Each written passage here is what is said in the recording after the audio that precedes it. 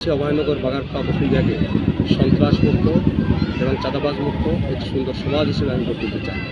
মানুষের যেখানে নিরাপত্তা থাকবে, মানুষ নিরাপদে ব্যবসা করবে, চাকরি করবে, কৃষিকাজ করবে, কোনো সন্ত্রাসী কোনো বাহিনীর ভয়ে মানুষ আর ভীত হবে না।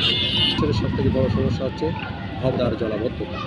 যে জলাবদ্ধতার কারণে অভয়নগর উপজেলা, মনিরামপুর, কেশবপুর এবং ডুমুরিয়া উপজেলার বিস্তীর্ণ এলাকা দীর্ঘ প্রায় 30-35 বছর ধরে প্লাবিত আছে। প্রায় 150 থেকে 200 গ্রাম প্লাবিত। লক্ষ লক্ষ মানুষ জলাবদ্ধতার কারণে অত্যন্ত দুঃখ কষ্টের মধ্যে জীবনকাল অতিবাহিত করে। আমরা সরজমিনে সেগুলো দেখেছি।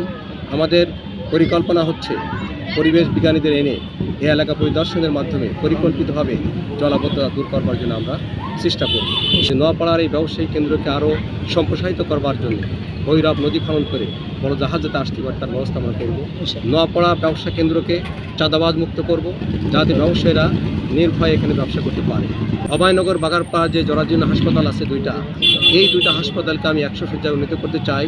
গ্রামের যে কমিউনিটি ক্লিনিকগুলো আছে সেগুলোকে আমি একজন বিশেষজ্ঞ ডাক্তার দিয়ে পাঠাতে চাই, যাতে গ্রামের মানুষগুলো কমিউনিটি ক্লিনিকে এসে তাদের চিকিৎসা সেবা পায়। আমি দুইটা উপজেলায় দুইটা কারিগরি শিক্ষা প্রতিষ্ঠান করতে চাই, যাতে বেকার যুবক যারা আছে এখান থেকে দক্ষতা অর্জন করতে পারে, সংসার প্রতিষ্ঠান করার জন্য একটি বিশেষ দক্ষ হতে পারে।